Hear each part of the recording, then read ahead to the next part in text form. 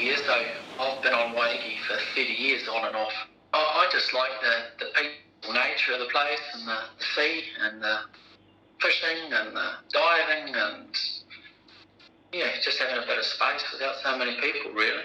I started spearfishing when I was 20, so I was in the water 2 or 3 times a week for 2 or 3 hours at a time. And I got to know the bottom of the ocean around Waiheke really, really well.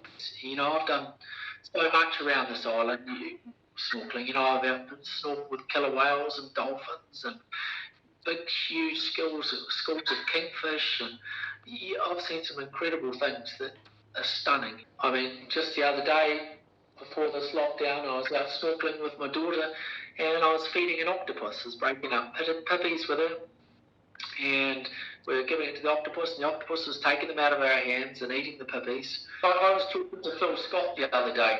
He was saying he put on a snorkeler mask, and he was really devastated with how the marine environment looked the other day.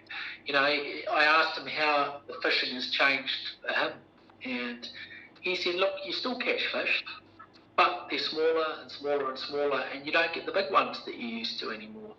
Back when I started spearfishing, there wasn't kinner barons to the same extent there is now. I mean, the kinner destroy all of the kelp that are on there. They eat it all up, and then everything else dies, and it just becomes a bald rock.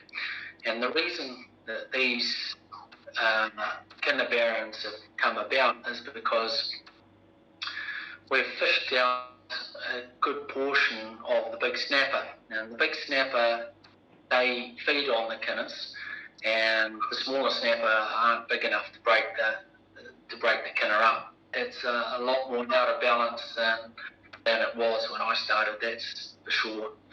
I mean, it's not just that, there's a lot of sediment in the water now. The visibility used to be a lot better than it is now. So you've got so many people saying how much it's changed.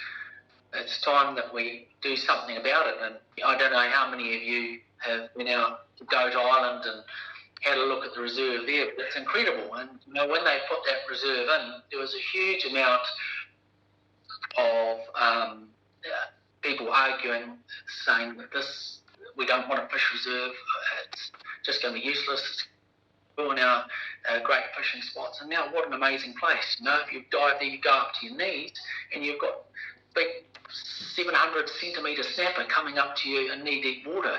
You look under every rock out deep, and there's crayfish, like lots and lots of crayfish. And the crayfish are ecologically extinct on Waiheke now. I mean, the way that it's going, that they'll never come back unless something's done. It's time that we do something about it. And there's a lot of ways you can go about doing things about it, and it's not just marine reserves. I mean, that's not the only answer, but commercial fishing needs to be reduced. In fact, the export quota that goes overseas needs to be reduced, so more of that fish stays in New Zealand for New Zealand families at an affordable price. But that's not on the table at the moment, but reserves are, and that's the start, and that's how we can start getting a healthy ecosystem around our Waiheke. When people are putting so much effort into starting these marine reserves, local support really does help them. And I think the best thing you could do if you have any interest in helping your environment is to get educated about it, so that you are making the right calls on it, and you are putting support in the right places. And in short, to be blunt, if you want your kids and your grandkids to be able to go snorkeling and to be able to go and catch fish, you need to support some of these initiatives, otherwise they won't. The sooner we can do that, the sooner we can have a fishery that looks a bit like Goat Island in our own backyard.